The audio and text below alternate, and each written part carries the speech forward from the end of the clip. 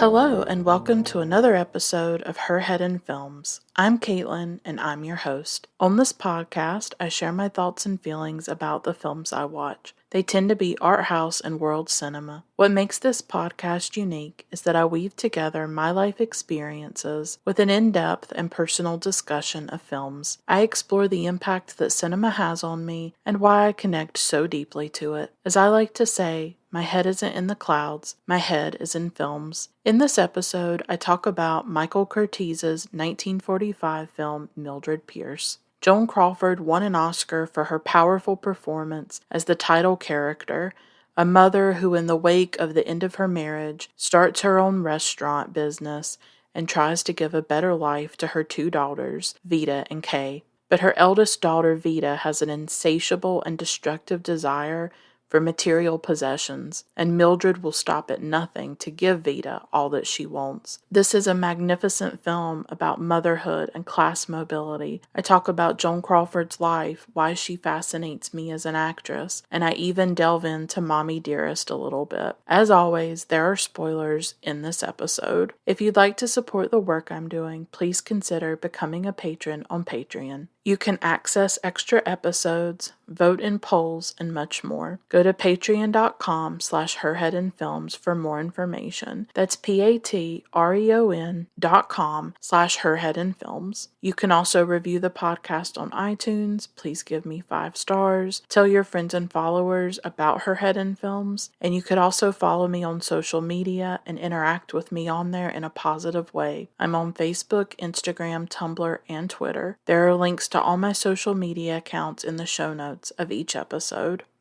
I'd like to tell you about one of my favorite art house streaming websites that I've loved for a few years now. It's called Ovid. That's OVID. The site is a partnership between several art house distributors, including Icarus Films and Women Make Movies. There's a wide variety of films in Ovid's catalog, from French thrillers to documentaries about history and the arts. One film they offer is Helen Kladowski's 1986 documentary, Painted Landscapes of the Times, which explores the passionate and political work of the English artist Sue Coe. Coe's art takes on social justice issues like animal rights, war, and AIDS activism. Another excellent film that Ovid offers is Shu Lee Chang's first feature film, Fresh Kill. It's an experimental film about 2 lesbian parents who fight against environmental racism. Both of these films showcase how Ovid offers unique and fascinating films that you can't often find anywhere else. On the site, you can also watch films by some of the greatest directors of our time, including Claire Denis and Patricio Guzman. I think those of you who enjoy my podcast would love Ovid, just like I do.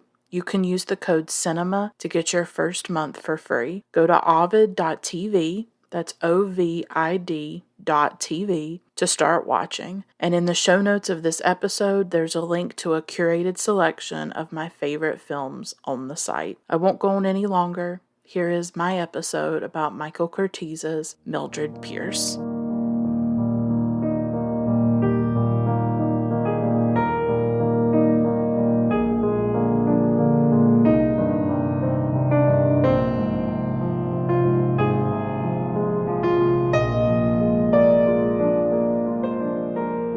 I'm definitely excited to talk about this Joan Crawford film. Before I get into it, I did want to just have a more personal moment because that's what this podcast is about. It's about me, my life, my emotions, my experiences, and how I connect those things usually to the films that I watch. I just have to be honest right now about my life in late 2021 as I'm recording this.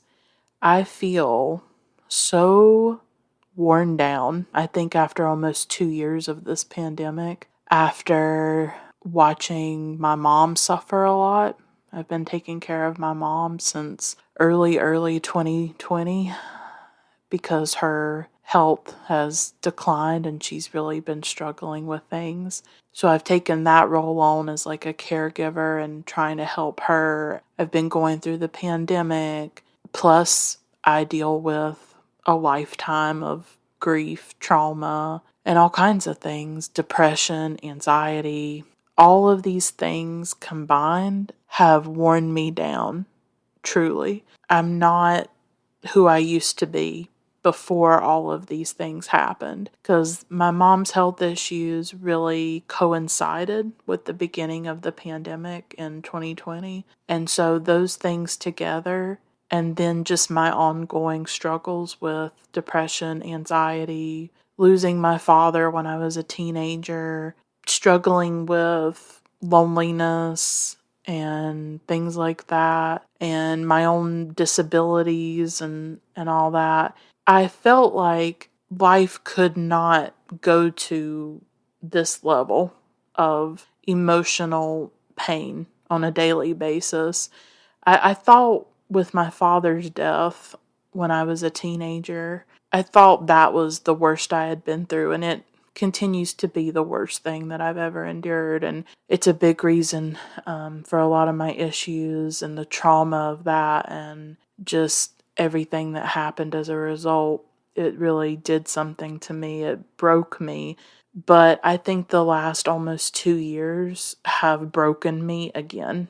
And so there are multiple fractures in my soul that I don't know how to fix in any way. I just feel at my limit. I feel beyond my limit, to be honest. And what's made it even worse, and I'm not sharing all this to complain or whine, I'm sharing all this in case other people are also struggling, in case other people are dealing with profound depression. I have profound depression at this point. Struggling to get out of bed, struggling to function, not feeling pleasure or joy in hardly anything anymore. I don't even watch films hardly. I barely read anymore. The only thing I can do for the most part some days is create a bunch of playlists and listen to music and just try to do that. That's just where I am right now as I record this episode. It changes, it ebbs and it flows. I go through periods where I feel a little bit better, I feel a little bit more stable, but lately, I would say for much of 2021, and it's September as I record this, I just have not even felt like myself.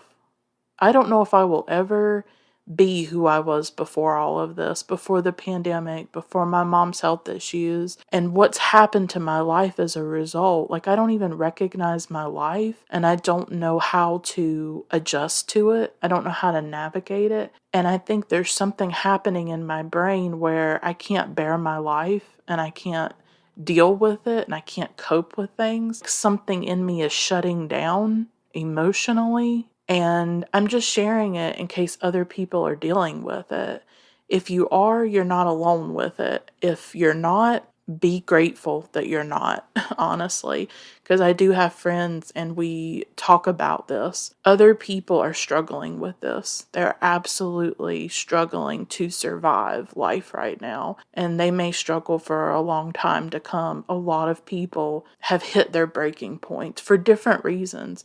For me, it's my mom's health and the pandemic and my just ongoing trauma and depression and anxiety and everything I deal with in my mind and in my body. And other people, they're at their breaking point for a different reason, whatever it might be. I also just feel a terrible loneliness and a terrible emptiness inside of me over some things that I'm not ready to talk about right now. All of these things have swirled and happened, and the things that I used to be able to escape into, like cinema and literature and all that, I can't do it anymore. Sometimes I go through short periods where I can watch a lot. I don't have a lot of free time anymore. I'm either taking care of my mom, or I'm working, or I'm sleeping and just trying to survive, right? I don't even have time for the things that I used to be passionate about, and I don't feel passionate anymore. I feel like a shell of a person a lot of the time. Like I'm going through the motions and I'm just pretending. And I guess I just needed to say that right now in this episode. And I hope it changes. I know that feelings can fluctuate and change, but I've been feeling this for a really long time. And I don't even feel as passionate about this podcast as I used to. I used to feel a little bit of purpose with it. I don't feel that as much. Sometimes I'm like, what am I doing? Why am I talking about these films? Who cares? I mean, who really cares about me and my life and who I am? I don't always feel that. And sometimes I question myself, but I keep doing it because I want some kind of outlet. I want a place to share my voice and to talk about things. But I didn't mean to go on too much about this, but I'm sharing it just like I share all the other things that I do on this podcast to let people know that if they're in a similar situation after almost 2 years of this pandemic or whatever else you might be going through in your life. I lost my dog this year. I've been grieving that. I've been grieving the end of my life as I knew it. Like once my mom's health started to decline and I had to take on this role of taking care of her and all this. Like my life ended as I had known it up to that point, and everything changed. And I talk more about that in an episode about Michael Haneke's Amour, if you want to know more. I think for all kinds of different reasons, some of us are really crawling and really struggling. I think particularly if you already struggled with depression and anxiety before the pandemic or before other life stressors, when those things happen and you're already struggling, it can put even more pressure on you and it can really break you. And I do feel a sense of brokenness at the moment, and I'm pushing through it and I'm doing this episode, but it's there and it's in me and I have to be honest about it, and maybe some of you listening can feel it too. I try to create a little bit of an escape with these episodes, but my life trickles in. My struggles and my pain trickles in different ways. Sometimes it's relevant to the film, sometimes it's not. But I just had to be honest about it. I have really been struggling the last couple of years, and there's no sense that it's going to get better. I have to hold on to hope. I don't know what the future holds, but I do wake up with a lot of fear, anxiety, depression, dread. I don't wake up happy to be alive. I don't wake up ready to take on the day. I wake up and I just try to survive and put one foot in front of the other, and that's all I can do. I try to find joy. I've been getting into candles. I listen to music. I try to watch a film now and then. I watch the films for these episodes, but in my free time, I don't really watch a lot of films. I watch YouTube videos, usually about makeup or candles. That's what I do. I've been trying to meditate again, get back into that. I really need to try to read more. I need to get it together. I need to get myself together, but when you struggle with mental illness, it's very hard. It's very hard when your life becomes unbearable and you don't know how to cope with it and you don't have resources, you don't have a support system, you don't have a lot of the things that you need. And that's where I'm at. And I'm just trying to get through it. And maybe some of you listening are in a similar place where you just feel past your limits, past your breaking point. I'm there with you. That's all I'll say. I am there with you. And I spend way too much time on Instagram and Tumblr as a result. And I just do a bunch of stuff to try to distract myself from my pain. And I just do stuff to try to fill the void. But I don't feel like I'm necessarily making progress. It's a hard, difficult, agonizing time for me personally. I'm in a lot of emotional pain, and I just have to be honest about it. That's all I'll say. We'll talk about Mildred Pierce, and if you're a new listener and you made it this far, thanks. I'm going to talk about Mildred Pierce now, I promise. But this is how I am, and I talk about my life. I talk about myself. It gets personal. It gets real. And it'll always be that way on this podcast. So, we're going to talk about Mildred Pierce. I love this film. I absolutely love this film. I saw it a few years ago. For some reason, recently, I just wanted to talk about Joan Crawford. I wanted to talk about this film. Actually, what inspired me to do a focus on Joan Crawford, because I'm doing this episode about Mildred Pierce, and then I'm going to do an episode about Humoresque. Watching Humoresque was what really made me feel like, okay, I have to talk about Joan Crawford. That film blew me away. And then I got to thinking about Mildred Pierce and going back to it. I saw it a few years ago, so I rewatched it for this episode. Oh, God. I love this film, and I'm excited to talk about it, and I hope that anybody listening will enjoy this episode. I want to talk about Joan Crawford first. I want to give some information about her life. I want to talk a little bit about Mommie Dearest. I'm not going to go in depth about these things. I'm not a Hollywood historian here. This is not You Must Remember This podcast, although that is one of the sources that I used. I don't cover a whole lot of classic Hollywood on this podcast because I don't know all that Hollywood, that classic Hollywood information the way other people do. But I did research and I wanted to share some things. So I want to talk about Joan's life a little bit, talk about Mommie Dearest, talk about some of the behind the scenes stuff of the making of Mildred Pierce, and then I'm going to talk about the film itself, what I love about it, what's so powerful for me about this film.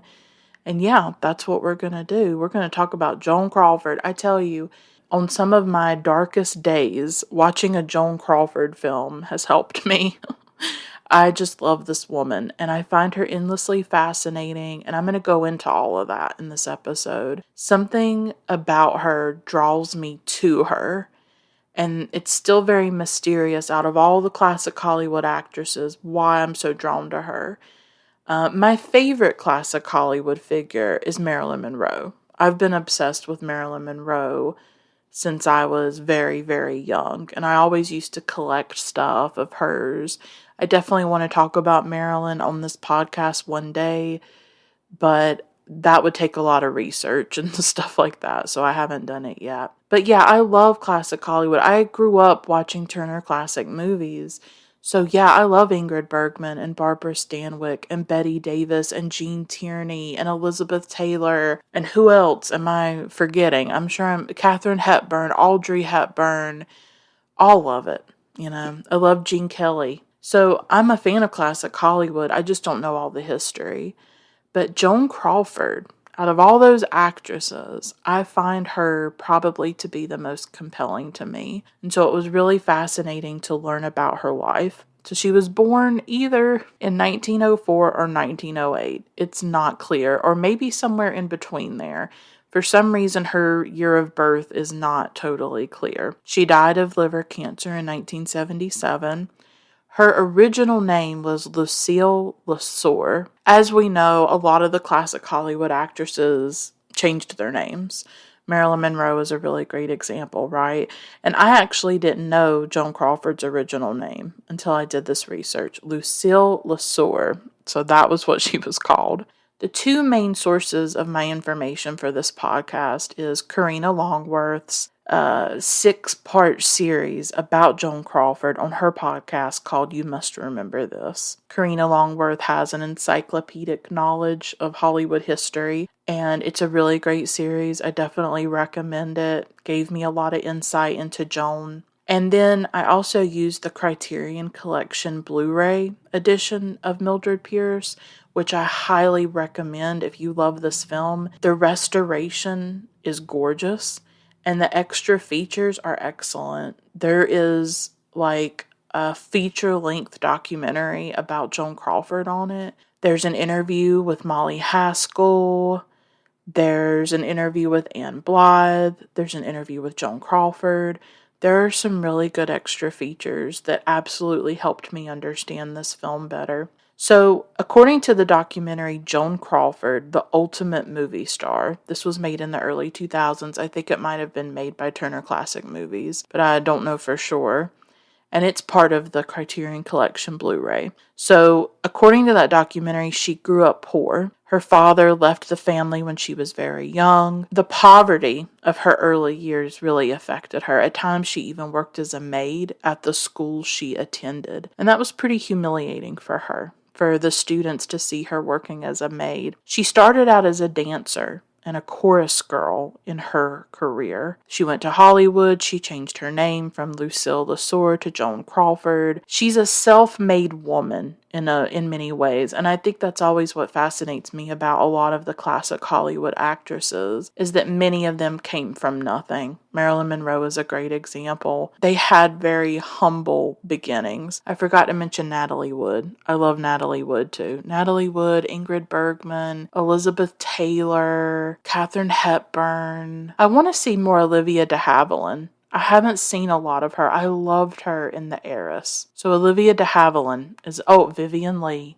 Oh, I love Vivien Leigh as well. So many great ones. So many great actresses. Now I want to watch a bunch of classic Hollywood films. I have all kinds of ladies that I love from the classic Hollywood era. A lot of these women were self-made. A lot of these women came from nothing. Or some of them started as child actors, right? Like, Judy Garland. How did I forget Judy Garland? Judy Garland is one of my favorite classic Hollywood actresses. Oh my God, I love Judy Garland. I will be covering A Star is Born one day. I promise you. So Judy Garland, Natalie Wood, Elizabeth Taylor, I think they're really good examples where they started really young, and they were like child actresses and made their way through the studio system and all that. So a lot of them came from humble backgrounds and made themselves into these stars. And that's just fascinating to me, like how that happened. She began working at MGM and worked her way up, started at supporting roles, and eventually became a star. In the late 1920s, that's really when her career started to take off, and she became quite famous. She was in a lot of the women's pictures of the 1930s. I still need to watch a lot of those films. I thought this was interesting. She was a Christian Scientist. I didn't know this until I was doing my research. She was also one of those women where she had multiple marriages to a lot of different men. Douglas Fairbanks Jr., Franchot Tone, Philip Terry, Alfred Steele. So she married a lot. She was deemed psychologically unfit to adopt a child. This is according to that documentary. She found out eventually that she was not going to be able to have biological children, and so she knew she was going to have to adopt. And I think she tried to go the normal way, and she was deemed psychologically unfit to adopt a child. So she basically used a baby broker and bought her children, or bought some of them. I don't know if she did that with every single one of them, but with Christina, she certainly did, Christina. And Christina is the one who would go on to write Mommie Dearest, which I'm going to talk about in a moment. In 1943, she left MGM after 18 years of working there, and she went on to Warner Brothers Studio. And this represented a big shift in her career. This is when she made Mildred Pierce and Humoresque and other films that she became pretty famous for, and I'll talk more about Mildred Pierce and the making of that in a moment. She made Mildred Pierce and she made Humoresque, and during this period she started to drink more, and it kind of got out of control for her. I'm not sure if she would have been considered an alcoholic or anything. I'm not sure how much the drinking affected her life or how long it continued, but I mean, she did die of liver cancer. As we know, Christina made allegations that Joan was abusive towards her, and I am going to dig into that a little bit. I think we have to keep in mind that Joan herself was likely abused as a child. She was most likely sexually abused by a stepfather. This could be one explanation for the treatment of some of her children. Some of her children say that she was abusive, or Christina says she was abusive, but there are other children she adopted who say that that's not the experience that they had with Joan. Christina said that she would have these rages at night and she would get very upset. One of them was about wire hangers, which is very big in Mommie Dearest. So all of this is according to Christina, and I'm going to talk more about it. So as Joan's career went on, it sort of ebbed and flowed. She had periods where she was considered like box office poison, and then she would make a comeback. Mildred Pierce was a big comeback for her in the 1940s, and she would make a lot of good melodramas and good films, and then it kind of waned. And Bette Davis was also at Warner Brothers, I believe, and Bette Davis's career started to decline a bit, and that's when Joan started to get stronger, and she played like these really tough women in all kinds of melodramas like Possessed, Flamingo Road, The Damned Don't Cry, and Harriet Craig. She had a streak there of like really interesting films. Whatever Happened to Baby Jane that she did with Bette Davis, that's pretty much the last great film she did. And then she shifted into these really campy, weird, terrible horror films for a while and kind of ended her career on that note, unfortunately. The thing is that Joan Crawford is like this deeply complex, fascinating woman, but she's been completely flattened and reduced to a caricature that we see in Mommie Dearest. And Mommie Dearest was a book that was written by her daughter, Christina Crawford, her adopted daughter, and it was published in 1978. She sold the book rights. Mommie Dearest, the film, came out in 1981, starring Faye Dunaway. Joan Crawford died in 1977, so Christina wrote this memoir after Joan Crawford's death, and she did leave Christina out of her will. That was something that she did do, and some people think that perhaps writing Mommie Dearest was an act of revenge against Joan. So after Joan died of liver cancer in 1977, that's when Christina Crawford published this memoir, this scathing memoir about Joan. I'm not going to deny that Joan Crawford was most likely an abusive parent. I think that's really clear. I'm in no way condoning the abuse that she did against Christina, and I'm not saying that Christina is lying or anything like that. I know that there might be people listening who have been in an abusive relationship or may have had abusive parents, and I understand how that could be a sensitive, triggering, difficult topic. I just think that with Joan Crawford and Christina, we have to talk about the context of what Christina wrote and what she said. I think at the same time, while Joan was probably abusive, she was a complicated woman. And it's not quite clear why she treated Christina this way or treated some of her children in this way and then didn't treat others in that way. I don't really believe in reducing Joan Crawford to this one memoir, and certainly not to the Mommie Dearest film, which a lot of people feel is fictional, basically. And it's campy, and it's over the top, and it's a caricature, and it absolutely tarnished Joan Crawford's reputation and career. I just think that it's important to have a complicated or complex, nuanced exploration of this. We can say both things are true. That Joan Crawford was probably an abusive mother, at least to Christina, for reasons that are not quite clear. And that she also may have had abuse in her own life that caused her to act out in that way. It is not okay what she did, and it's not right what she did or how she treated her children or how she treated Christina. And I'm not condoning it, and I'm not excusing it or saying that it's okay. But she is more than just that. And we don't even know everything that's true about it. She was also this woman who had amazing roles and did interesting films and made herself into this Hollywood star. And she's a complex woman. She has flaws, she has terrible things she may have done, and she's also all these other things. And sometimes that's what people are. They're all these complicated, messy things, particularly classic Hollywood stars. If you're holding them to the standards of today, as parents, as people, as actresses or actors, they're always going to fall short. I think we need to look at them in their totality and who they were as a complete person. And so, yes, there's Mommie Dearest. There are these allegations of abuse, and we should not sweep them under the rug. We should not ignore them. But it's also important to say that Joan Crawford may have had her own abusive past. She was also a fascinating actress. She worked her way up the studio system and became one of the most famous actresses who ever lived. And that is worth talking about. And her films are worth watching. Her performances are worth seeing. And I think we can hold all of that together. And it may make you uncomfortable. It's hard to grapple with all these things. But when it comes to classic Hollywood and those stars and that world, yeah, people were complicated and messy, and some of them were messed up, and they weren't the greatest people. But that doesn't mean that I'm not going to watch Joan Crawford films, or that I'm not going to talk about some of her performances that have moved me. That's what I'm trying to say, is that I want to talk about all of it. I want to acknowledge the abusive side of her and who she was beyond just that one thing. She was hard on her children. She came from nothing, and she felt like they should be able to make it on their own. That could be why she cut them out of the will. So some of this is according to Karina Longworth in her series on the podcast You Must Remember This. These are things that she said about Mommie Dearest. She said that Joan Crawford really liked Faye Dunaway. She considered Faye a really great actress. Karina says that many of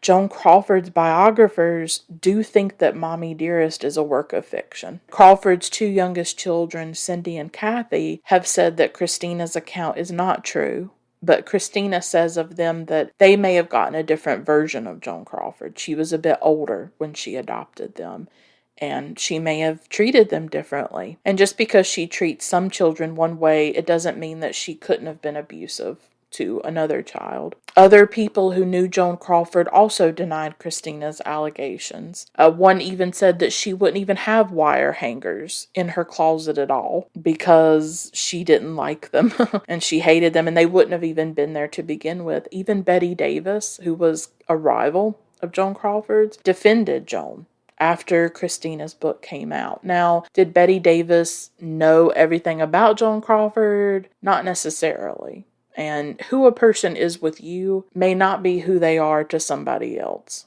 So I don't know if we can necessarily take Betty Davis's word that Joan Crawford was not abusive to Christina or to any of her other children. Pretty immediately after Christina wrote the book, she sold the rights to Paramount. The screenplay went through a lot of different drafts. This is what Karina Longworth said. And originally Anne Bancroft was supposed to play Joan, but she didn't like the early versions of the script and she pulled out. So Faye Dunaway accepted the part. Interestingly enough, Faye was told that the film would be more balanced than Christina's book, but it really became this camp classic. It's a campy film. It was directed by Frank Perry, released in 1981. By that time, Dunaway had won an Oscar for Network a few years earlier. So with Mommie Dearest, I grew up on this film. This is a big film for me and my mom. We would watch it all the time. We watched it on Mother's Day.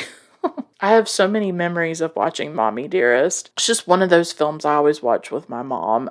We also like Still Magnolias and The Way We Were. I need to do some episodes about these films, right? Like the films I watched with my mother. We still watch them. We love Erin Brockovich, The Devil Wears Prada. There are just certain films that if they are on cable TV, then me and my mom are going to watch them. And Mommie Dearest is one of them. It's campy. It's delicious and so pleasurable when you're watching it. It's so over the top. And I give kudos to Faye Dunaway because she did an excellent job. And I will, like every time that wire hanger scene comes on, me and my mom are like, we yell it out. No wire hangers ever!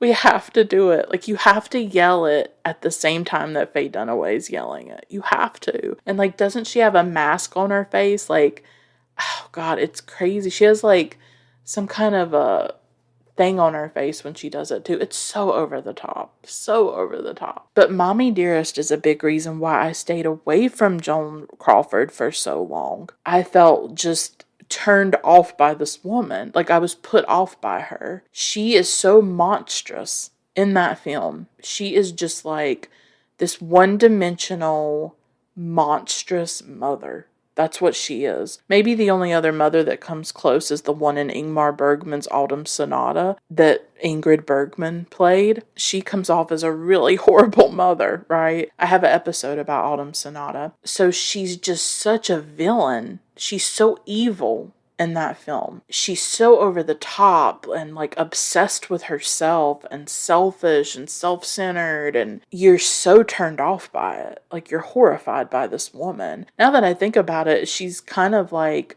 Veda and Mildred Pierce. She is the villain. She's the monster. And it kept me away from Joan Crawford films for years. So I was shocked when I started to watch some Joan Crawford films a few years ago and absolutely fell in love with her screen presence and what she does as an actress. I was really surprised. That's why I wanted to talk about her. That's why I wanted to talk about Mildred Pierce and Humoresque later on, because I wanted to talk about Joan Crawford. Like, I want to talk about this woman and what she does to me, what her acting does to me, and how much I love it.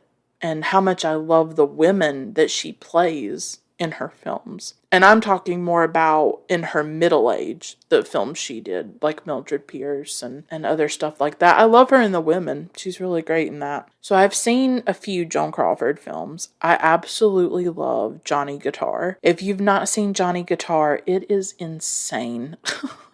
I don't even know how to describe it to you. I don't even like Westerns. I'm not much of a Western person. It is a Western by Nicholas Ray, and it's in Technicolor, and I still remember watching it years ago, and I was blown away by it. It is nuts, but you have to see it. It will knock you out. Johnny Guitar is one of those films. I may have to do an episode one day. Joan is ferocious in it. I can't get over it. I've obviously seen Mildred Pierce and Humoresque. I've seen The Women. I've seen Autumn Leaves.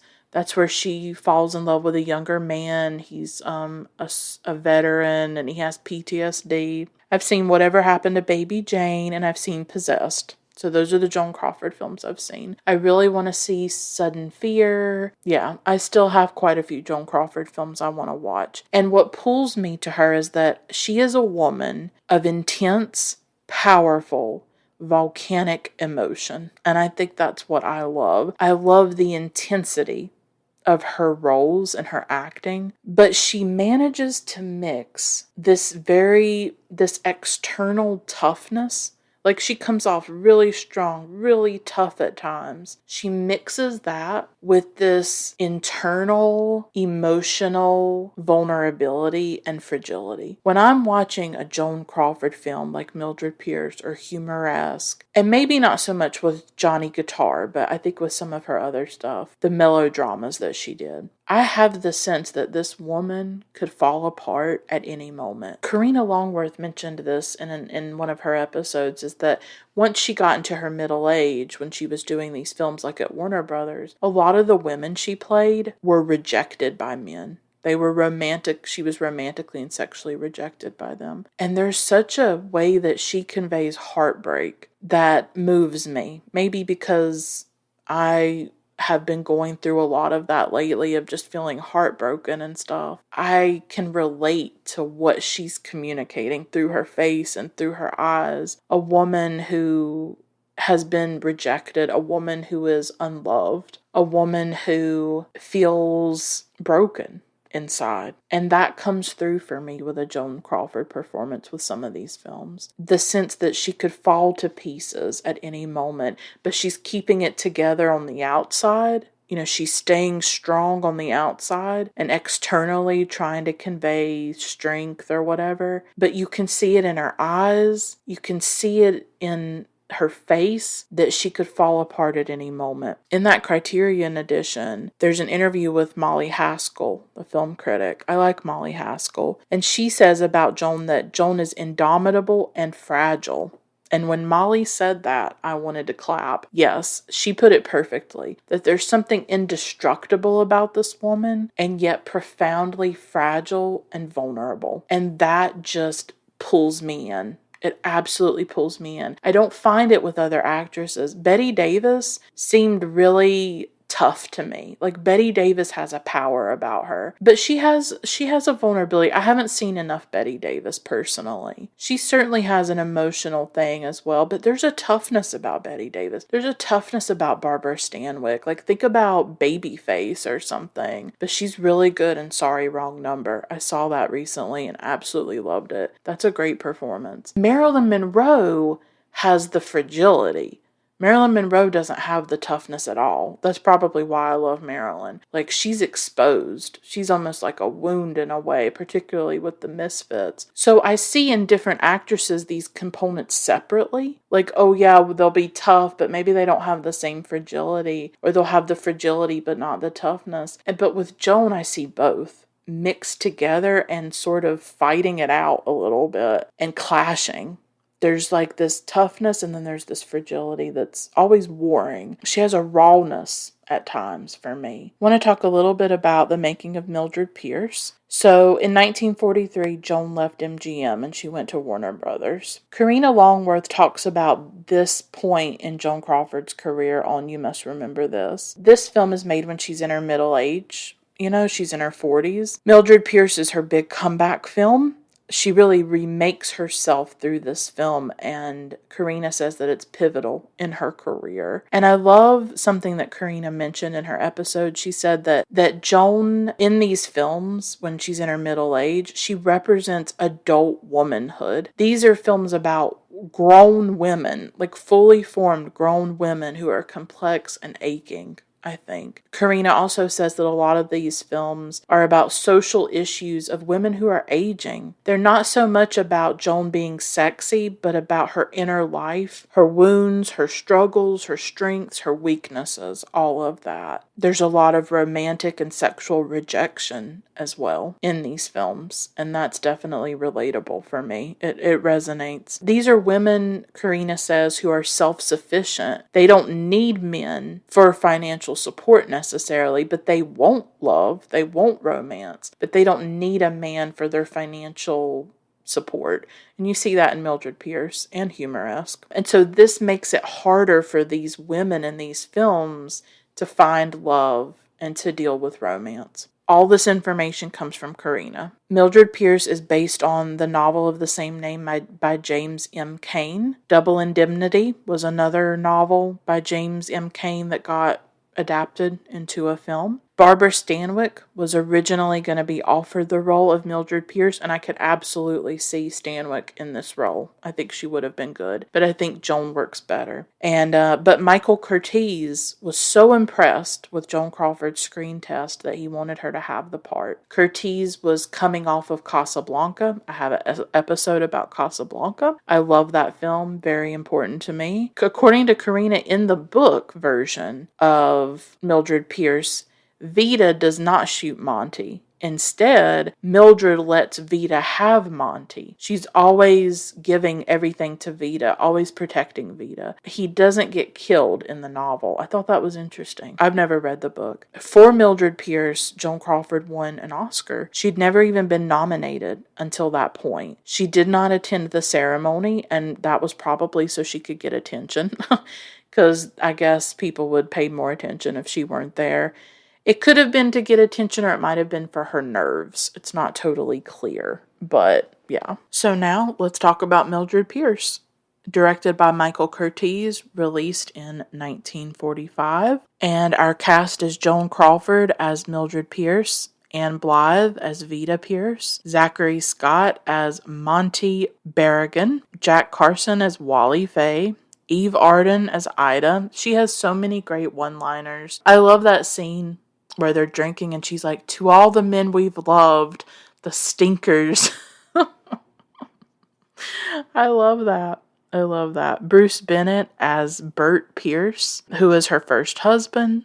So yeah, that's our cast. I like Michael Curtiz. I've seen a few of his films. Casablanca is definitely my favorite, but I think he does really great work with Mildred Pierce. What's interesting about this film, Molly Haskell says this in her interview for the Blu-ray, it's a mixture of noir and a women's picture.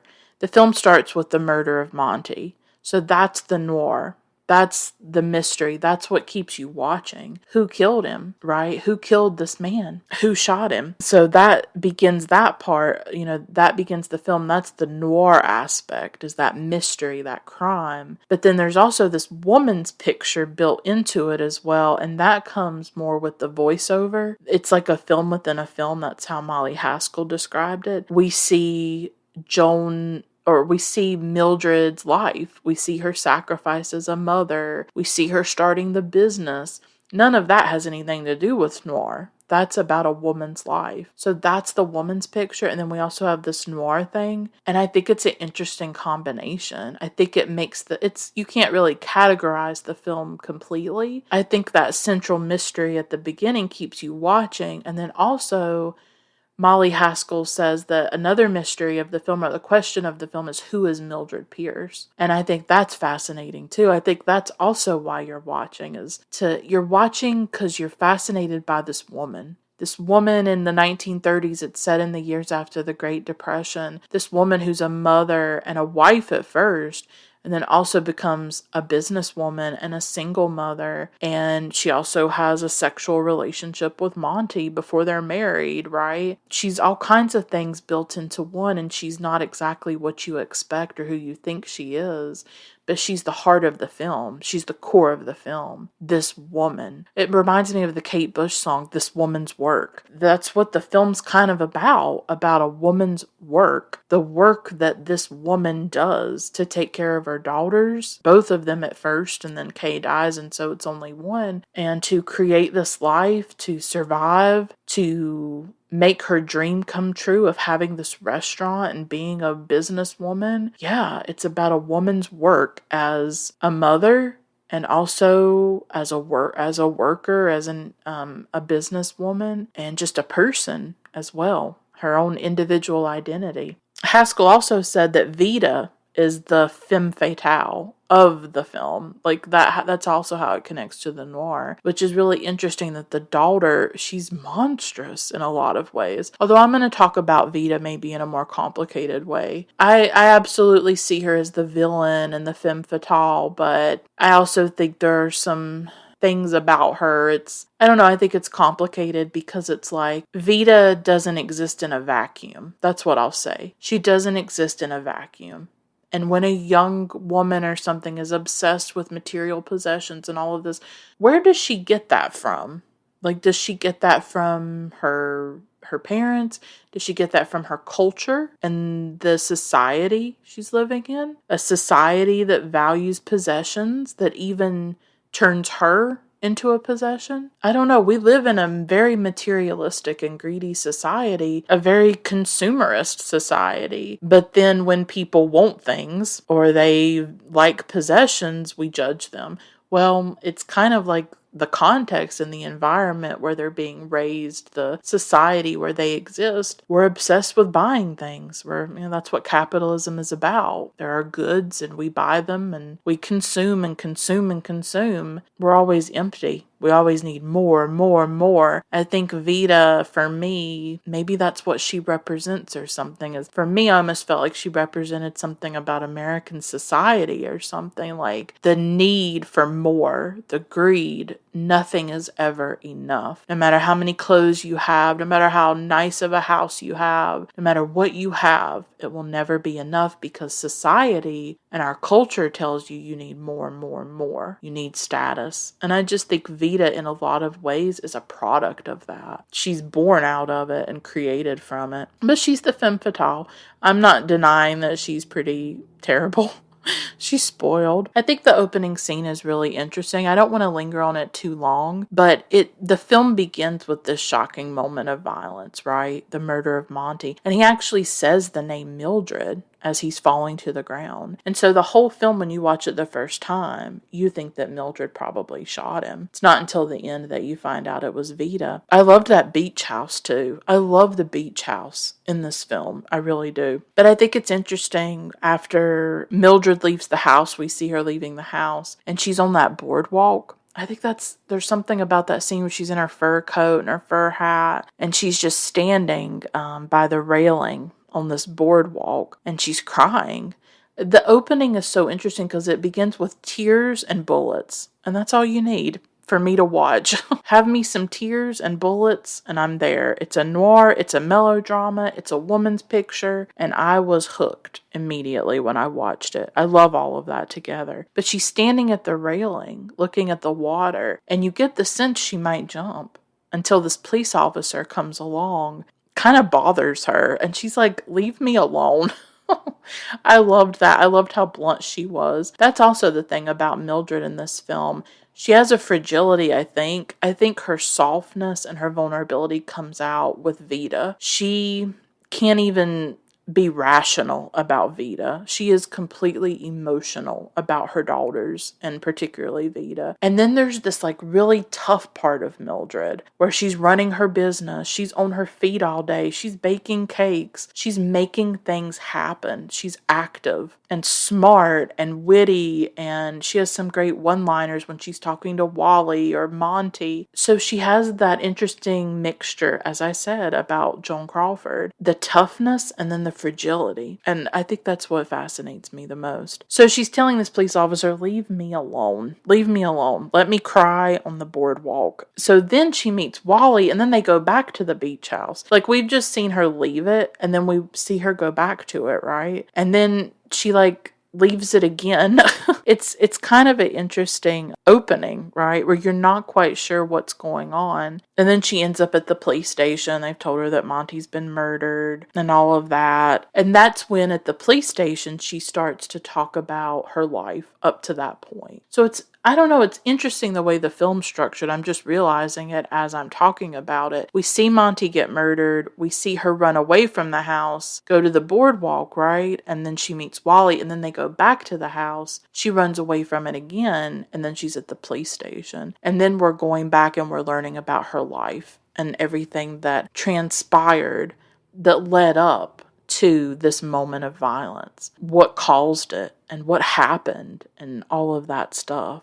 That's so interesting. So we start with a noir type premise, this crime, and then we shift into a melodrama or like a woman's picture, as Molly Haskell said, where it's about this woman's life, this woman's work, and also her relationships, her relationship with her daughters, mainly Veda, once Kay dies. The whole film is about women's relationships. Friendship, sisters, mothers and daughters. That's something I like about it too. Ida gives some good comic relief throughout the film. It's about Mildred's relationships with men. I'll talk about that much later. So it's about all these different relationships, right? It's also a film about class, about social mobility, wanting to climb up and have a more comfortable, luxurious life. That's the big struggle for Mildred. She wants to give her daughter the best life possible. She wants her to have everything that she didn't have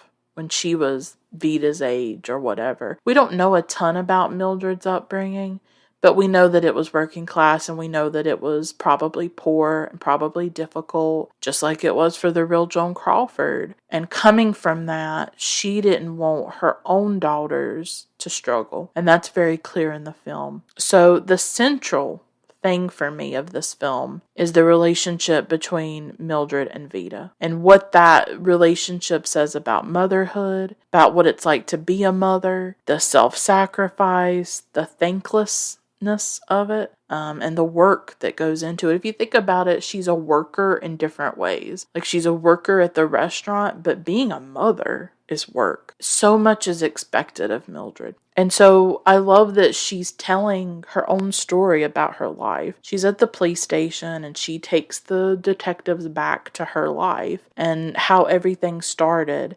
And it's in her own voice, and she's telling the story. She's doing the voiceover. And I think that's really interesting, that she's telling the story. And her story is defined by motherhood, and it is defined by her relationship with Veda. That is the core of the film, and that's what I'm going to be talking about now. Mildred says that she was always in the kitchen, that it was like she was born in a kitchen and she had been there all her life. I think Mildred's story is the story of a lot of women of that time period, a lot of mothers of that time period. She married Bert when she was 17.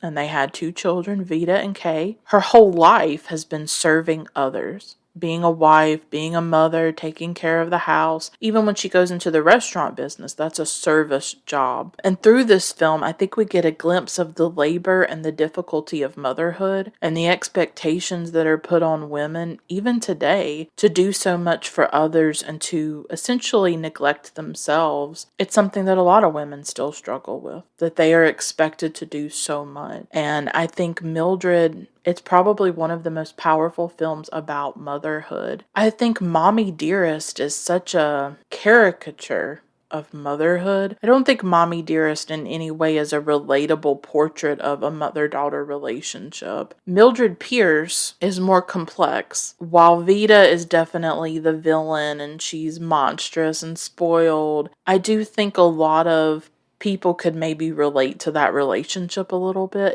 It's a toxic relationship. It might be codependent in some ways. It might be excessive. Mildred is so wrapped up in Veda, but it happens. I do think some mothers and daughters can have those kinds of relationships with each other. I think it's a more insightful, complex, interesting portrait of motherhood, for sure. From the beginning, Mildred is very protective of Veda. When Mildred and Bert are having that big fight, which basically ends their marriage, it's over Veda. He says something about the way that she spoils Veda, and he threatens to slap her, and Mildred is not having that. She threatens him back. So we see immediately that Veda means something very special and specific to Mildred. She has endowed, I think, a lot of her own dreams and ambitions onto Veda. She wants her to have a better life. She wants her to have more, but there's something else happening here. And I'm not sure I totally know what it is. She is so in love with this child in a way and wants so much for her. It's intense. Everything that she wants for Veda. And Veda can't possibly live up to this, right? Like, she has Veda doing different, piano lessons, right? And Kay has ballet lessons. I think she wants the girls, she wants them to be something. I think that's a part of this too. She wants them to be accomplished. Maybe because she's really only up to that point been like a housewife and a mother, and there's this sense that she wants more for Kay and Veda. Like, she wants them to be more accomplished and ambitious. She wants them to be more than what she is. She works so hard and does so much, but she doesn't seem to value herself or to value the work that she does, because she doesn't want Veda to become like that. It's not enough for Veda to just be a wife and mother. She wants Veda to be accomplished. She wants Veda to be something in the world. Do you get what I mean? She doesn't want Veda to just be a wife and mother like she is. But being a mother is hard. It's hard fucking work. It's difficult. It's thankless. It's grueling.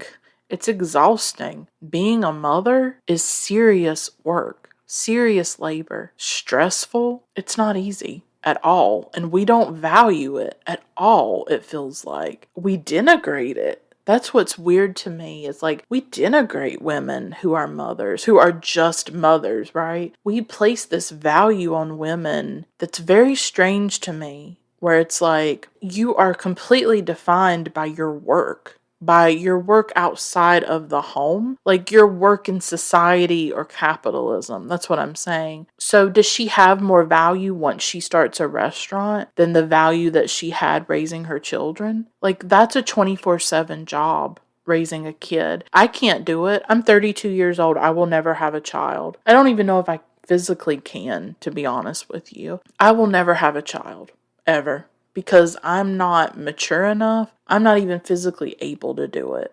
It would be too much on me. So I do respect women who have children and who raise them, and some of them raise them as single mothers. I have even more immense respect for single mothers. Why is that not valued? I guess that's what I'm asking here, is what's the difference here?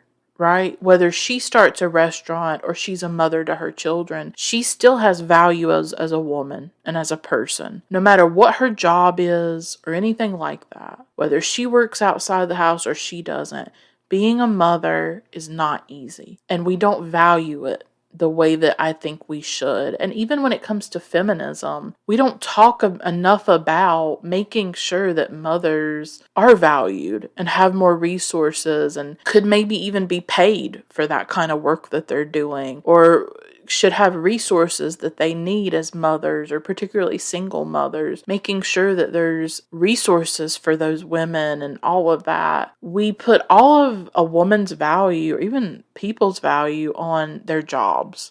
What they do, their jobs. We're not our jobs. I really wish we'd get away from that. Whether you work at McDonald's, or you work in the corporate world, or you work in insurance, or you work at a call center, or you're pouring cement, you're building a house, that doesn't define your worth as a person. That is not the totality of who you are. You also have other parts to your identity, and you have worth just because you're a person and you're alive. And that is your worth and your value. But when it comes to women and motherhood, it's like, oh, she's just a mom. She's just a stay-at-home mom. And I know there can be judgment on both sides. There can be judgment of the women who work outside, the mothers who work outside the home. And then there's judgment of the mothers who work inside, who just do that, who just work as mothers. They're stay-at-home moms. And it's like, it doesn't need to be that way with women. There doesn't need to be the judgment either way. That's how I feel about it. It's whatever you want to do, but not a lot of women even get the choice. I mean, I think about with the pandemic, how a lot of mothers had to stay home with their kids. Like they had to leave the workforce because somebody had to take care of the children because the daycares were shutting down and schools were shutting down. So a lot of women don't even get the choice, right, to be a stay-at-home mom. They have to work. They don't have any choice. They might like to be at home and take care of their kids that way. Well, what are we doing about that? I mean, I think we should do something where it is a choice. Do you want to be able to work and be a mother? Or would you rather be a stay-at-home mom? Like, let's make sure women have choices here. But I'm talking about a feminist utopia that doesn't exist. But I'm just saying, I feel like we should value mothers. That is what I'm saying, and that I've gone on a tangent and a rant about. And for some reason, Mildred doesn't see her own value as a mother and what she's doing. Because she doesn't want Veda to have just that. She wants Veda to be more accomplished and stuff like that. She's ferociously protective of these girls early in the film. Maybe because she knows nobody else is going to take care of them. No one else is going to encourage them and push them. So it has to be her. It's not going to be the men. The men in this film. The stinkers. The men in this film are so useless. Like, Mildred has to get things done. It has to be on Mildred. So she's all about her girls. All about her girls. But we also see early on that Veda is insatiable. And we see it when Mildred bakes all those cakes and buys that dress for Veda, and Veda just tears it apart. She hates that dress. And Mildred overhears that. So we learn early on with Veda that her taste is very expensive. And nothing's ever good enough for her, basically. Mildred's not even good enough. I think Veda is somebody who can't really love.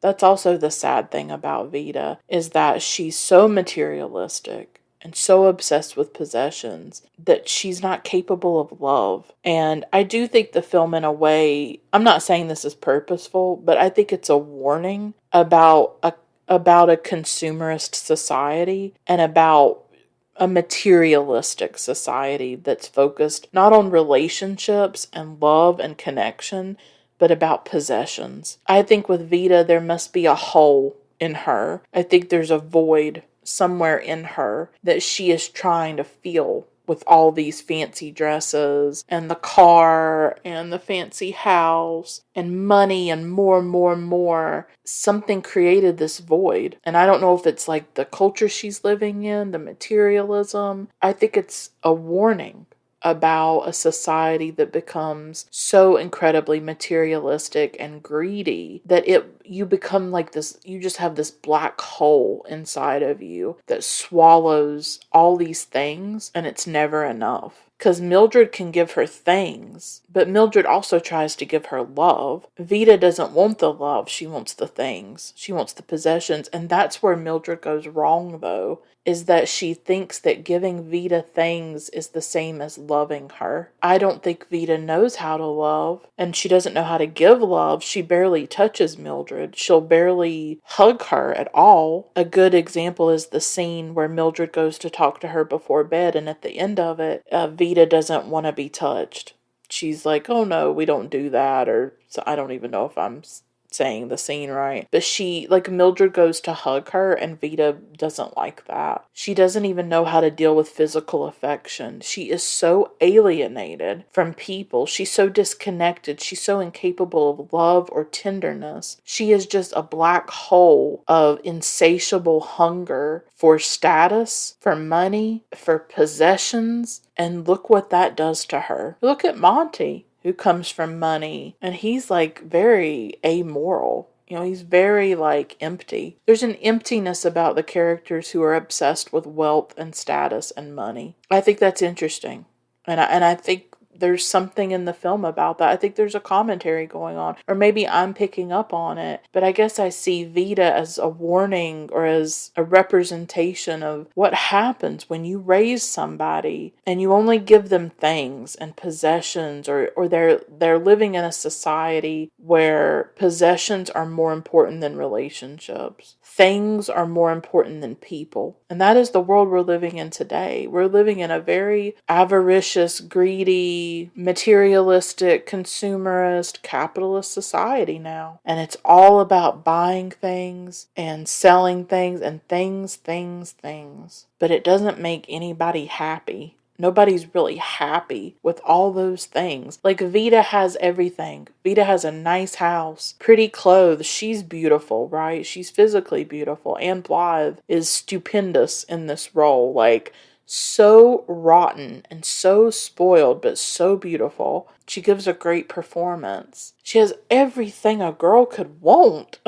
And it's still not enough. It's still not enough. And she also can't love. I think Mildred loves her, but Veda can't open herself up to that love. She only wants things and possessions. She even tells Mildred to marry Wally in that scene where where Veda's about to go to bed and Mildred comes in, and she wants Mildred to marry a man that she doesn't even love so that they can have a rich life with maids and luxury. That's what Veda wants. She wants luxury. She wants to be rich. She wants status. She wants class status. And she's willing to sacrifice her own mother's happiness to have that wealth. She doesn't care if Mildred loves Wally or wants to marry him. But the thing is that Mildred wants Veda to have all these material possessions. So in a way, Mildred is complicit in all of this, and that's at the ending too. And I'll talk about the ending when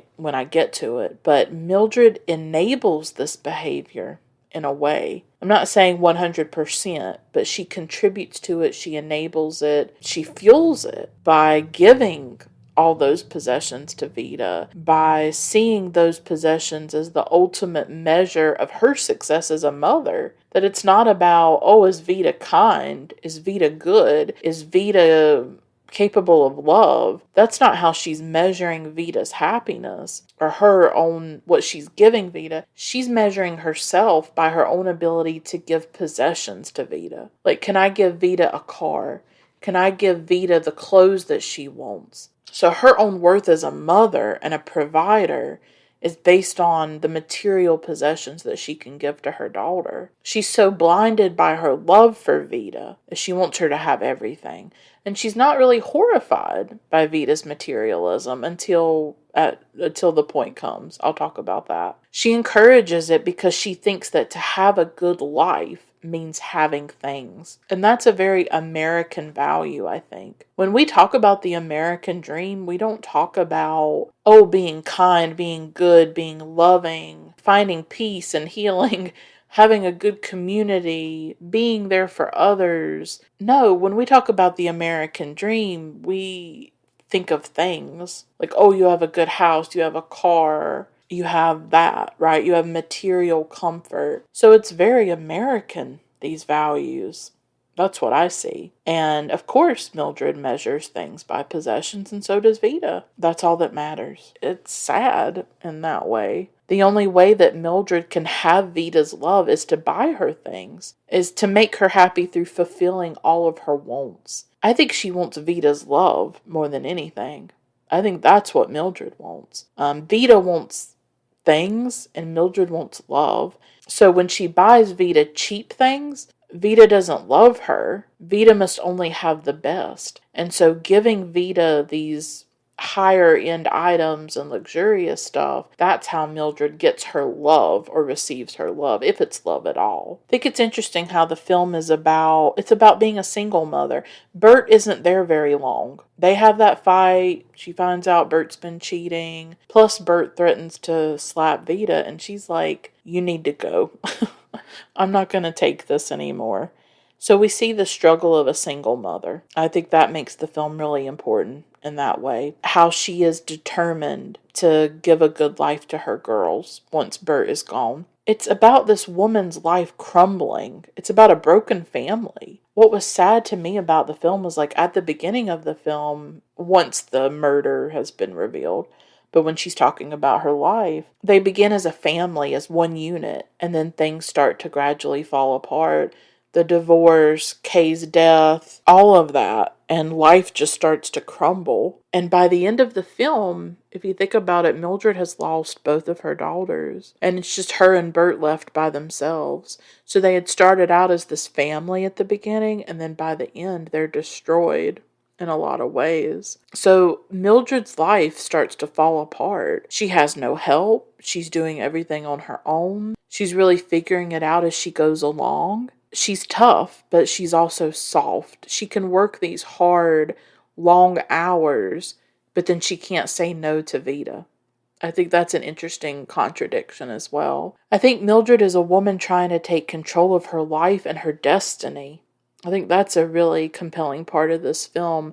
She wants to make things happen. She wants to be independent and capable, own her own business. I love that about her. I watched this really interesting documentary on Amazon Prime. It's a documentary series called Lula Rich, and it's about the multi-level marketing company LuLaRoe. And about, some say it's more of a pyramid scheme. It's this clothing company. They sell these really brightly patterned tights, and they also sell skirts and dresses and other things. And they recruited these women to sell this clothing, but then a lot of the women would make money from all the women that they would recruit to sell the clothing as well. They would get a bonus for every woman that they recruited, and you had to buy the product. So they had to buy so much inventory, thousands of dollars worth of inventory, and then they would sell it and they would make money off that, but they also made money when they recruited other women to do the same thing, and they would get a bonus check. Some of these women could make thousands and thousands of dollars a month from this, and eventually the quality of the product started to go south. The company has some really disturbing things that it did, and there was a class action lawsuit against them in a few places, and women felt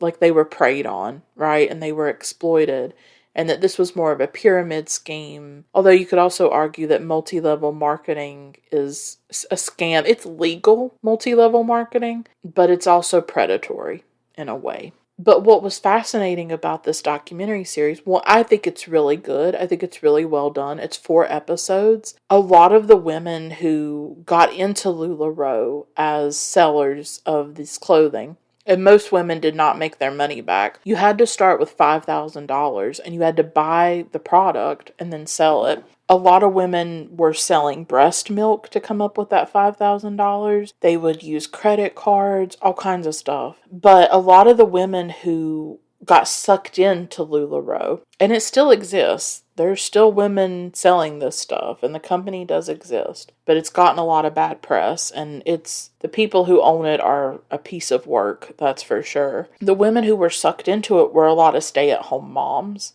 who were enticed by the idea of, oh, it's basically like you're starting your own business. And you are the master of your destiny. You buy these products and then you sell them, and you can make money, and you can provide for your family, and you can own your own business, and you can stay at home and take care of your kids. A lot of the women who talked in the documentary were stay-at-home moms. That's why they were drawn to it. What I'm trying to say with this, I recommend the series. It's only 4 episodes. What I'm trying to say is that there's something powerful about that dream of owning your own business, particularly for mothers, to have that control over their lives, to be able to set their own schedule so that they can take care of their children and also bring in income and bring in money and have more power over their lives. And so that's what I saw in Mildred. I watched that Lula Rich documentary. It's called Lula Rich. The company is called LuLaRoe. I don't know if that's confusing. I watched that documentary with my mom, and then I watched Mildred Pierce, and I couldn't help but see similarities of the women wanting to be entrepreneurs, wanting to have their own business. That's what was so enticing to a lot of these stay-at-home moms.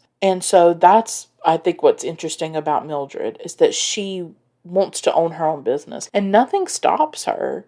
She's tenacious. Wally and Monty help her start the restaurant. It's called Mildred's Fine Foods. I really wish they could have come up with a better name for the restaurant.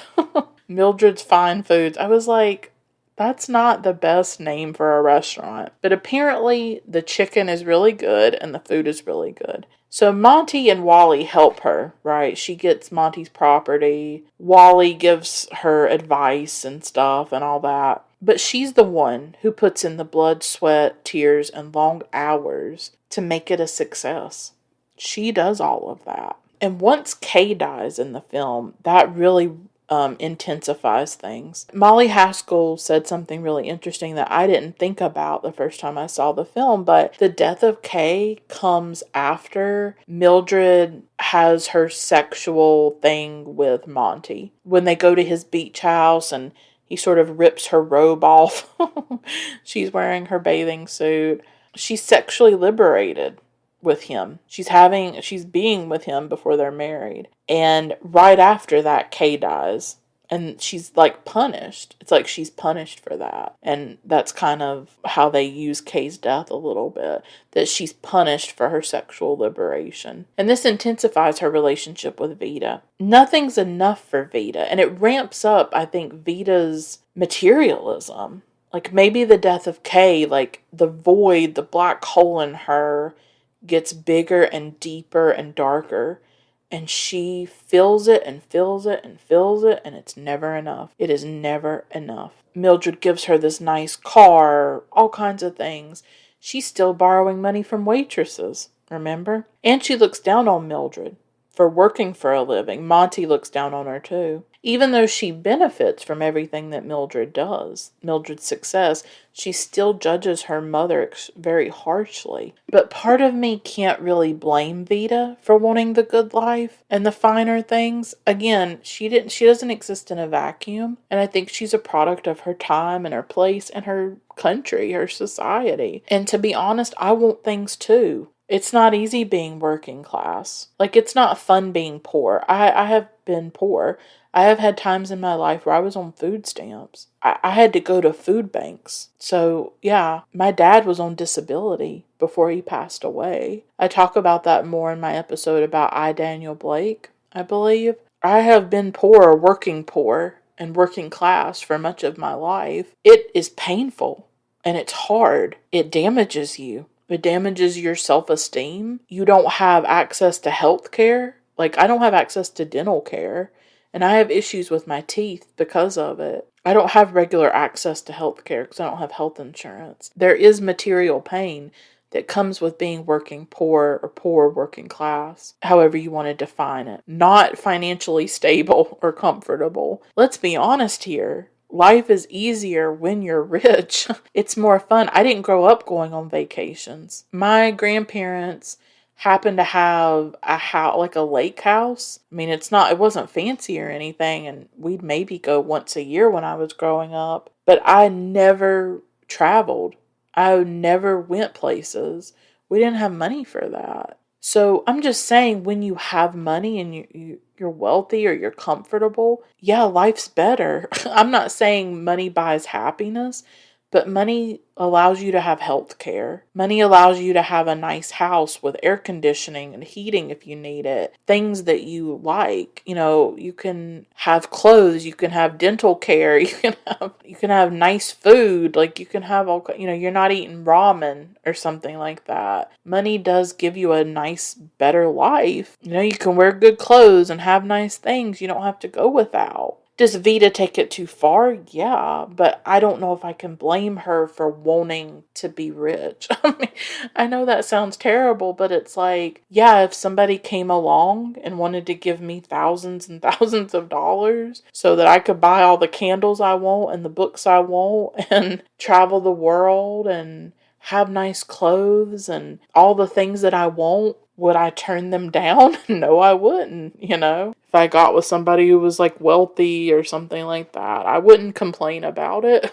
I want things. I'm just like everybody else. I actually, because I have an addictive personality, sometimes I'll buy things to make me feel better. So in a way, I guess with Veda, I felt a bit more conflicted because I'm not a shopaholic by any means. I don't have the money for that. But like sometimes I'll go on eBay and buy myself a used book, or sometimes I'll buy things when I'm sad or I'm down. Like I'll buy a candle, right? Or I'll buy a book or something like that. Or a t-shirt. Like I've gotten really into, I like these t-shirts that have bands on them. So like I have one of Joy Division, Unknown Pleasures, the album, the album cover I love. I have a Stevie Nicks t-shirt, Fleetwood Mac t-shirt. I have one of Reba, of Casey Musgraves, her album Golden Hour, which I love. Led Zeppelin, Kiss, Marilyn Monroe. I'm actually wearing a t-shirt right now that has Marilyn Monroe on it. So I'm just saying, like, that makes me happy when I get a candle or when I get a t-shirt or I get a book. Like some days when I know that that's coming in the mail, like that makes me feel good. Yeah, buying things at times makes me feel good. Maybe I'm using those possessions to fill some kind of void. I justify my book buying though, because it's a book. It's poetry. It's bringing beauty into my life, right? So I justify that. But when I buy things, it makes me feel better. I don't have somebody to shower me with gifts or to spoil me, right? Like I buy those things for myself when I can, when I'm able to. Buying the Mildred Pierce Blu-ray, I really loved getting that for myself. And I got it for the episode too. I wanted to use the extra features. I got Andrei Tarkovsky's Mirror, which was recently released by Criterion Collection. They released it in July, which was my birthday month, and I loved getting that. That felt nice. So I'm just saying, for some of us who are really lonely or we don't have the connection we want, or we don't have the love that maybe we want, it's like buying things makes us feel good. Like it makes me feel good to buy things and to know that they're coming and to give a gift to myself or something like that. And so I see a little bit of that in Veda, but she obviously takes it to an extreme. But I also just don't think she exists in a vacuum. I just don't. I don't know if I can totally blame her for wanting to be rich. And she's a teenager. I mean, how do you think a lot of teenagers look at the Kardashians and stuff? Like a lot of teenagers want to be famous and rich and they want things. You're kind of materialistic when you're a teenager, right? You want stuff. In a way, I can't blame her. Because money gives you a better life. It's a good life. It's never enough. That's the problem. She's so greedy and spoiled. She just wants more and more. And she's willing to sacrifice her own mother's happiness. And, she's so selfish and self-centered as well. Yeah, I'm not justifying Veda, but I'm saying I understand wanting nice things. That's what I'm trying to say. But Veda takes it to extremes. Like when she pretends to be pregnant after she marries Ted. And then when they're annulling it, she pretends to be pregnant to get the $10,000, and she's like laughing, like afterwards she's kissing. I thought that was so interesting, that little touch of her kissing the check. Like, that's what Veda loves. Veda loves money. And I think she loves money, and I think she loves the power that comes with money. I think she knows that having the status, having the money, having all that stuff also gives her power in life in some way. And maybe she wants that too. Maybe she wants the power as much as she wants the possessions. I don't know. But she's proud of herself, and Mildred sees this. This is when Mildred finally gets it. She isn't pregnant at all. She just did it to get the money. And Mildred says that to her. She says, it's never enough. It's never enough for you. And Veda tells her why she did it. She says that with that money, she can get away from Mildred and her chickens and her pies and their shack of a house, according to her, even though it's not a shack at all. She can get away from the town that's beneath her. And Mildred says that she's finally seeing Veda for the first time, and how cheap and horrible she is. This is the scene. Scenes like this give me life. If I love anything, if I'm a sucker for anything, it is melodrama and intense emotion in a film. And then Veda says that Mildred is nothing but a common frump. Oh, God, it killed me. And then Veda slaps Mildred because she tears up the check. Mildred tells her to leave and get out. She says, get out before I kill you. Oh, it was amazing. That scene is amazing. Absolutely. There's slapping. There's threats of murder. All kinds of amazing things in that scene. And so Mildred, as we know, Mildred leaves for a while after that because things got so intense. But the thing is that even when this is what's so fascinating to me about the relationship between Mildred and Veda is just, like I said, it's the heart of the film. That's why basically that's all I'm talking about, is the intense relationship between this mother and daughter. It's more like a love affair, right? And I think Molly Haskell says that in her interview. It's more of like a relationship. It's more of like an unrequited love. I think that's how Molly Haskell described it or something. It's like an unrequited love. Mildred loves Veda, and Veda can't love her back. And she's doing everything she can to get the love of her child, to get the love of this young girl. And even when she sees Veda for what she is and sees how horrible and spoiled and all of this stuff, she still can't completely walk away. And I wonder if it's because subconsciously or in some part of her, she knows that she helped create Veda. So she can't totally hate Veda because she contributed to what Veda has become. And that's what we see at the very end of the film.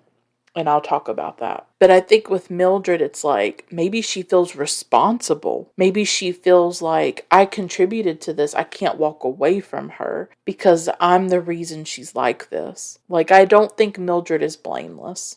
I really don't. I'm not blaming Mildred for everything because I do think there's this tendency to blame mothers for everything, right? Thanks, Freud. But it's always the mother's fault. That's not what I'm saying. I'm saying that Veda is a product of a lot of different factors. The society, the materialistic society she's living in, having a mother who gives her everything she wants and never tells her no. And there's never any consequences for the things that she does. That has an effect, right? When she's spoiled and she's given everything that she wants. So Mildred leaves, but then she comes back. It's almost like Veda is this siren, right? Like there's this siren song, and she has to return to her Veda, her girl, you know.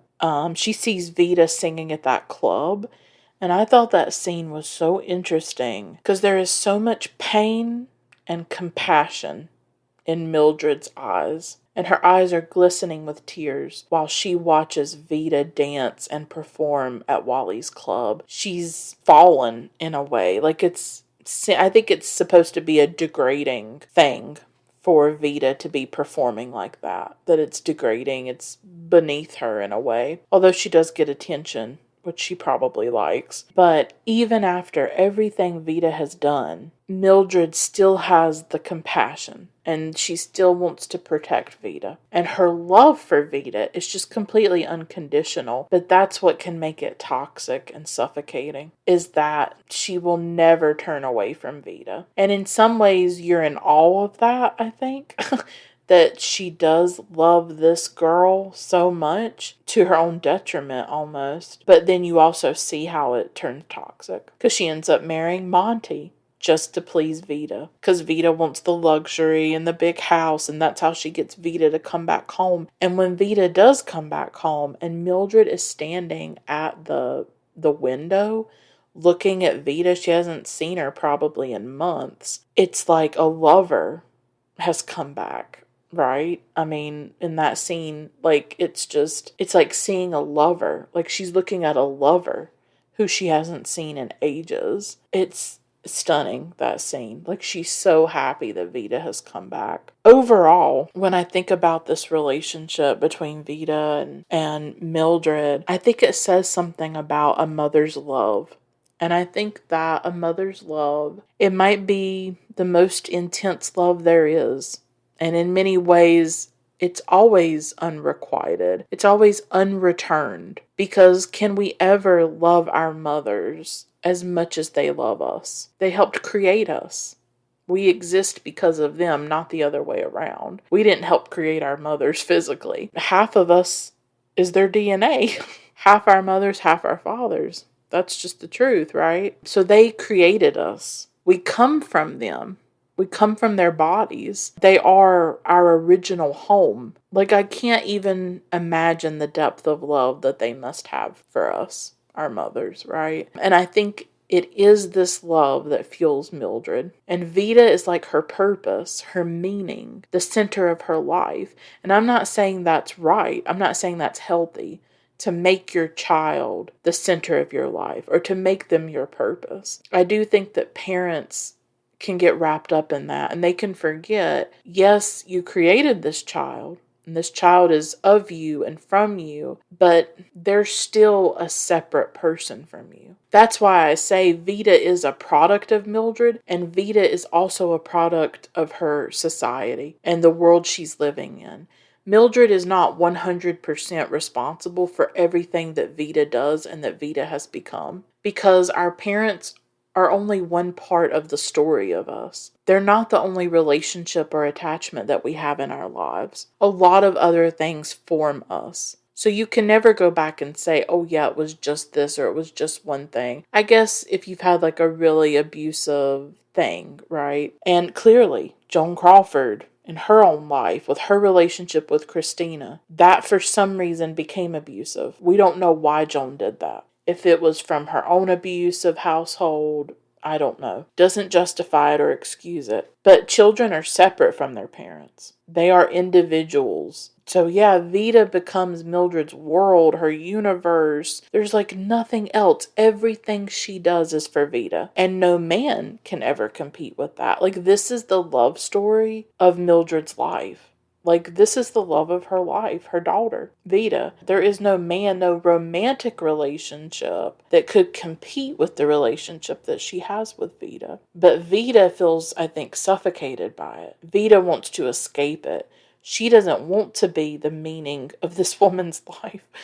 And she's not capable of returning the love that Mildred feels for her. I mean, I'm very close to my mother, and I've always called my mother like my soulmate, the love of my life. We're very close, and people would probably judge that, that we are very close. I'm not Veda, and she's not Mildred. We genuinely love each other and have unconditional love for each other. That's why I'm taking care of her. That's why I'm there for her. Am I perfect at it? Am I doing the greatest job at it? No, because I struggle myself and I wish I could do more for my mom. I wish I could be stronger. and be a better caregiver for her. But I'm just doing the best I can to survive each day. Me being exhausted and burned out and worn down is not because of her. It's nothing to do with our relationship or like I don't love her or something like that. It's that I'm a person with limitations physically and mentally. And when you're having to take care of someone or when you're having to watch somebody suffer with health issues, that takes an emotional and psychological toll on you. But me and my mom are very, very close, for sure. Our relationship is very positive, and I've always loved my mother deeply, and she's always loved me as well. And I wouldn't be here without her. And like after my father died, she was all I had. She's all I've had for much of my life. Like we're very, I guess, dependent on each other, and that's just how it's been. So I'm really grateful to have her. So this relationship is not representative of my own relationship with my mother, but I do think it could reflect some people's relationships. Like where maybe they feel like their mother is too obsessed with them. Veda doesn't want to be the center of her universe. Veda doesn't want to be the meaning and purpose of her life. Veda wants to have her own life, I think. I think she's uncomfortable with the intensity of Mildred's love for her too. And she can't return it because she can't really love. But this film is about a mother's love. Everything that Mildred does, good and bad, right? Because she does enable some of the worst things about Veda, good and bad. And she's blinded. She's blinded to Veda's true nature, that black hole, that horribleness that's in her. But she still does everything out of love. That's the place that it comes from. And of course, at the end of the film, we find out that it's Veda who killed Monty because Monty didn't want to be with her and didn't want to marry her, and she ends up killing him as a result. I think it's so interesting when Mildred in that scene after she's come in and Monty's dead and Veda's crying to her and Mildred's over it. Like Mildred is over Veda in that moment. She's going to call the police. She is done. She's done with it. But then Veda is there crying on her shoulder. Give me another chance. It's as much your fault as it is mine. She made Veda that way. I think Veda says something like that in the scene. Mildred helped create Veda, and Veda knows it, and Mildred knows it in that moment. I mean, this is a toxic, codependent mother-daughter relationship. Mildred helped create her. She's sort of like the Dr. Frankenstein, and Veda is her monster. She enabled it, and Veda promises to change. But I think that's a really important part of the film, and I guess that's maybe why the film changed things from the book, because actually I think that scene works better than it ending with Mildred giving Monty to Veda. I think there's something so central about that scene when Veda says that it's as much your fault as it is mine, because Mildred helped create this. She enabled that insatiable hunger for things and possessions. It's not 100% her fault, but she played a part in this, in creating Veda, in creating a character who is so immoral or amoral, I guess, who just doesn't care and can't love and all kinds of stuff.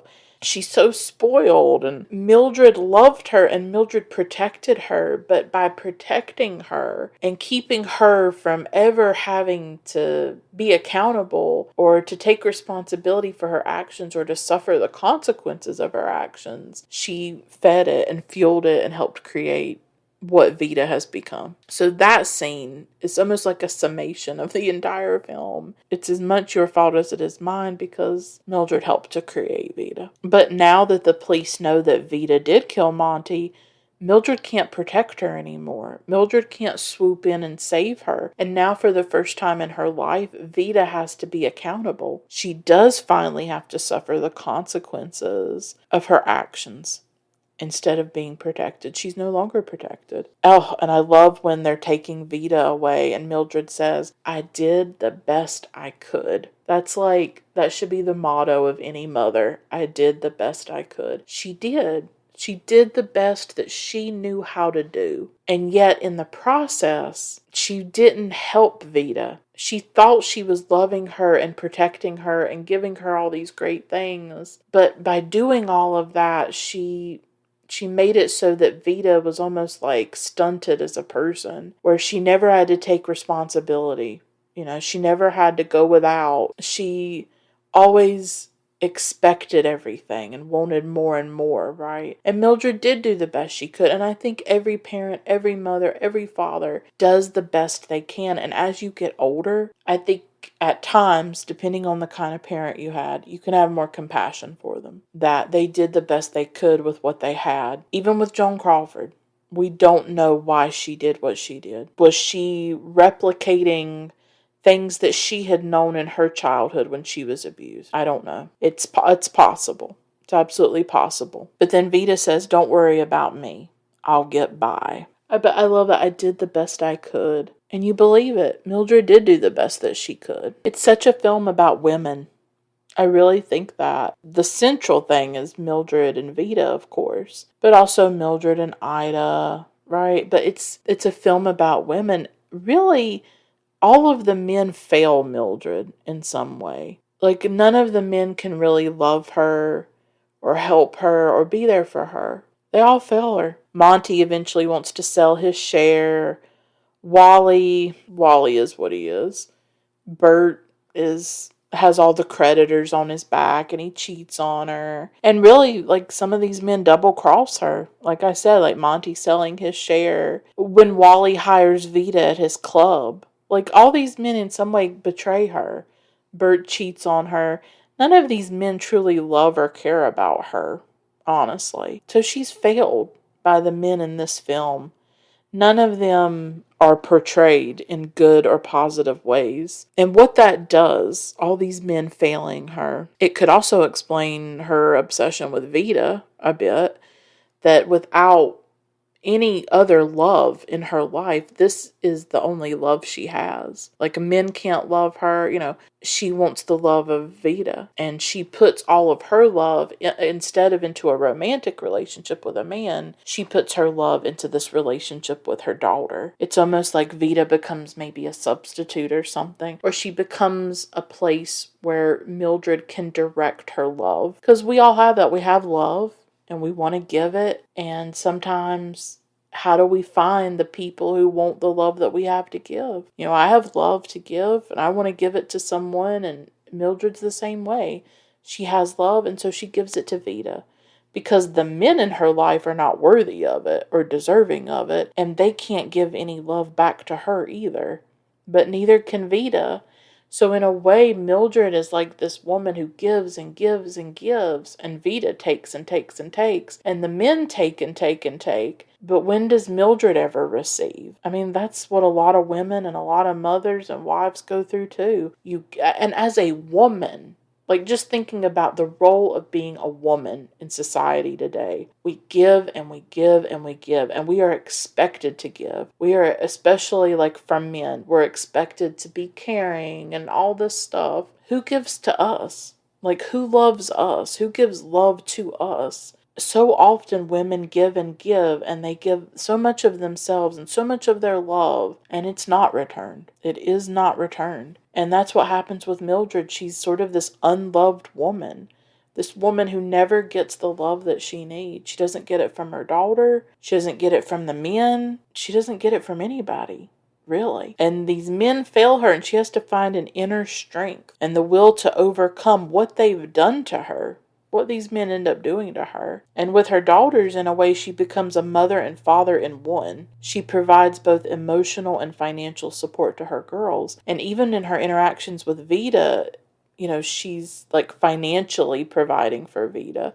Almost like a father would be expected to. She has to take on both of those roles. She has to find something within herself because nobody else will give it to her. And I think that's a powerful part of the film too, is that she gives so much and she never receives the amount that she gives. She sacrifices so much and she never gets it back in return.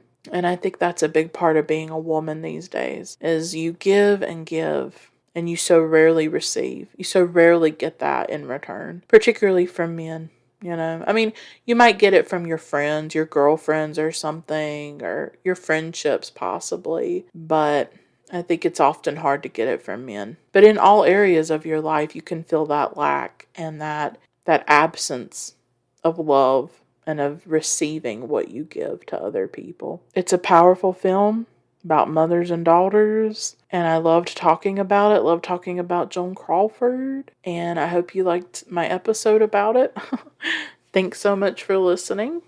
I'd like to give a big shout out to my wonderful patrons Polina, Stephen, Peter, Spunden, Ellie, Travis, Pierce, Amir, Christine, Jenny, Lane, Haroon, Thomas, Kelsey, Aaron, Juan, Till, JD, Vanessa, Olivia, Jesse, and Michelle. Thank you all so much for being patrons. You make the podcast possible. Until next time, keep watching great films. Bye for now.